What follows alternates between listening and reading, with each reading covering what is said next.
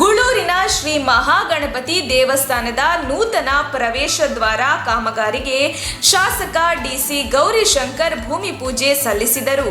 ಸುಮಾರು 25 ಲಕ್ಷ ರೂಪಾಯಿ ವೆಚ್ಚದಲ್ಲಿ ಪ್ರವೇಶ ದ್ವಾರ ನಿರ್ಮಾಣ ಮಾಡುವ ಯೋಜನೆ ರೂಪಿಸಲಾಗಿದೆ. ಗ್ರಾಮಸ್ಥರ ಮನವಿಯಂತೆ ಶಾಸಕ ಗೌರಿಶಂಕರ್ ತಮ್ಮ ವೈಯಕ್ತಿಕ 25 ಲಕ್ಷ ರೂಪಾಯಿಗಳ ವೆಚ್ಚದಲ್ಲಿ ಈ ಪ್ರವೇಶ ದ್ವಾರ ನಿರ್ಮಾಣ ಮಾಡಲು ಮುಂದಾಗಿದ್ದು ಅದರ ಭೂಮಿ ಪೂಜೆ ನೆರವೇರಿಸಿದರು. ಈ ಸಂದರ್ಭದಲ್ಲಿ ಮಾತನಾಡಿದ ಶಾಸಕರು, ಮಹಾರಾಷ್ಟ್ರದಲ್ಲಿ ಮಹಾಗಣಪತಿ ಪೂಜೆಯನ್ನು ಹೇಗೆ ಅತ್ಯಂತ ವಿಜೃಂಭಣೆಯಿಂದ ಆಚರಿಸಲಾಗುತ್ತಿದೆಯೋ ಹಾಗೆ ಕರ್ನಾಟಕದಲ್ಲಿ ಆಚರಿಸುತ್ತಿರುವ ಏಕೈಕ ಸ್ಥಳ ಗುಳೂರಿನಲ್ಲಿ ಮಾತ್ರ. ಮಹಾಗಣಪತಿ ಜಾತ್ರೆ ಮಹೋತ್ಸವ ಹಾಗೂ ಪೂಜಾ ಮಹೋತ್ಸವವನ್ನು ವಿಶೇಷವಾಗಿ ಆಚರಿಸಲಾಗುತ್ತದೆ. ಆದ ಕಾರಣ ಗ್ರಾಮಸ್ಥರ ಮನವಿಯಂತೆ ಮಹಾಗಣಪತಿ ದೇವಾಲಯದ ನೂತನ ಪ್ರವೇಶ ದ್ವಾರ ನಿರ್ಮಾಣ ಮಾಡಲು ಯೋಜನೆ ರೂಪಿಸಿದ್ದು, ಅಂತೆಯೇ ಇಂದು ಭೂಮಿ ಪೂಜೆ ನೆರವೇರಿಸಿರುವುದಾಗಿ ತಿಳಿಸಿದರು. ನಾನು ಧರ್ಮ ಜಾತಿಯನ್ನು ಮುಂದಿಟ್ಟುಕೊಂಡು ಎಂದಿಗೂ ರಾಜಕಾರಣ ಮಾಡಿಲ್ಲ, ಮಾಡುವುದೂ ಇಲ್ಲ.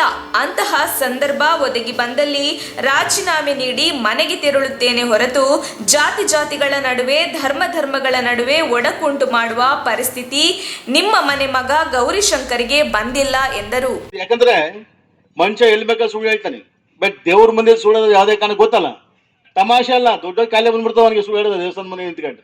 ಸೊ ಆ ನಿಟ್ಟಿನಲ್ಲಿ ಗೂಡೂರು ಗಣಪತಿ ಜಾತ್ರೆಗೆ ಬಂದು ವೇದಿಕೆ ಮೇಲೆ ನಾನು ಪ್ರಾಮಿಸ್ ಮಾಡ್ಬಿಟ್ಟೆ, ಇಲ್ಲ ನಾನು ಆರ್ಚ್ ಕಟ್ಸ್ಕೊಡ್ತೀನಿ ಬಿಡಿ ಅದು ಅನ್ನೋವಂಥದ್ದನ್ನ ನಾನು ಅವತ್ತು ಒಂದಷ್ಟು ಮಾತನ್ನ ಭರವಸೆ ಕೊಟ್ಟು ಹೋದೆ. ಅವತ್ತನೇ ಕೂಡ ಈ ಗ್ರಾಮದ ಕೆಲವರು ಭೇಟಿ ಮಾಡೋಣ, ಹೆಣ್ಮಕ್ಳು ಹೊರಗಡೆ ಸಾವಿರಾರು ಜನ ಬರ್ತಾರೆ, ಸಮಸ್ಯೆ ಐತೆ, ಇದು ಶೌಚಾಲಯ ಬಹಳ ದೊಡ್ಡ ಮಟ್ಟಿಗೆ ಸಮಸ್ಯೆ ಐತೆ, ಮತ್ತೆ ನಾವು ಟೇರ್ನ ಮಾಡ್ಸಿದ್ದೇವೆ, ನಿಲ್ಲಿಸ್ಲಿಕ್ಕೆ ಜಾಗ ಇಲ್ಲ, ಕಟ್ಟಡ ಕೂಡ ಇಲ್ಲ ಅನ್ನುವಂತ ಒಂದು ಮನವಿನ ಕೊಟ್ರು. ನಾನೇನಂದ್ರೆ, ನೋಡ್ರಪ್ಪ ಒಂದು ಕೆಲಸ ಮಾಡಿ, ಆರ್ಚಿಗೆ ಬೇಕಾಗಿರೋಂಥ ಹಣವ ಏನಿದೆಯೋ ಸುಮಾರು ಒಂದು 20-25 ಲಕ್ಷ ಎಸ್ಟಿಮೇಷನ್ ನನ್ನ ಒಂದು ಸ್ವಂತ ಹಣದಲ್ಲಿ, ಆ ಹಣ ನನ್ನ ಸ್ವಂತ ಹಣದಲ್ಲಿ ನಾನು ಸಂಪಾದನೆ ಮಾಡಿರ್ತಕ್ಕಂಥ ಹಣದಲ್ಲಿ ದೇವ್ರು ಕೊಟ್ಟಿರೋ ಭಿಕ್ಷೆ, ಗಣಪತಿ ಕೊಟ್ಟಿರೋ ಭಿಕ್ಷೆ ಗಣಪತಿಗೆ ಕೊಡ್ಬೇಕಷ್ಟೇ, ಬಿಟ್ರೆ ನಂದನಲ್ಲ ಇದು ಅಂತ ಇಟ್ಕೊಂಡು ಆ ನಿಟ್ಟಿನಲ್ಲಿ ಅವತ್ತೇ ಮಾತು ಕೊಟ್ಟೆ, ಇಲ್ಲ ಅದನ್ನ ಆರ್ಚ್ ನಾನು ಸ್ವಂತ ದುಡ್ಡು ಕಟ್ಸ್ಕೊಡ್ತೀನಿ, ಮತ್ತೆ ಶೌಚಾಲಯ ಮತ್ತೆ ಅಲ್ಲಿ ಒಂದು ತೇರ್ ಮನೆ ಬೇಕು ಅಂತ ಏನ್ ಹೇಳಿದಿರಿ ಅದನ್ನ ನಾನು MLA DS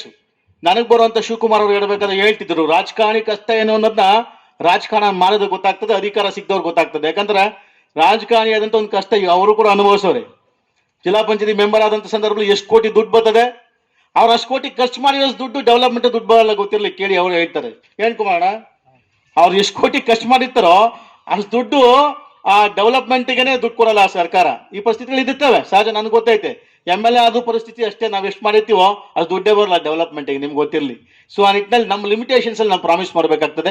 MLA DS ನಲ್ಲಿ ಅವ್ರು ಹೇಳ್ದಂಗೆ ನಮ್ಗೆ ಬರುವಂತ ಸಣ್ಣ ಪುಟ್ಟ ಅಮೌಂಟ್ ಅಲ್ಲಿ ಸುಮಾರು 500 ಹೆಚ್ಚು ಹಳ್ಳಿಗೂ ಕೂಡ, ಇಲ್ಲಿ ಕೃಷ್ಣ ಕೂಡ ಹೇಳ್ತಿದ್ದ ನಿಂತ್ಕೊಂಡು ಪಕ್ಕದಲ್ಲಿ, ಕುಮಾರಣ್ಣ ಮಾತಾಡ್ಬೇಕಾದಾಗ ಅದೇನೋ ಕಿವಿ ಊದ್ತಾ ಇದ್ದ, ಅಲ್ಲಿ ನಮ್ಮ ವಿಜಯ್ ಕುಮಾರಣ್ಣ ಅವ್ರಿಗೂ ಏನೋ ಕಿವಿಲಿ ಊದ್ತಾ ಇದ್ದ, ದಿನ ಸಿಗ್ತಾನೆ, ನನಗೇನು ಊದ್ಲಿಲ್ಲ ಅವನು, ಇಲ್ಲಿ ಬಂದು ಊದ್ತಾ ಅವನಿಗೆ ಕಿವಿಗೆ.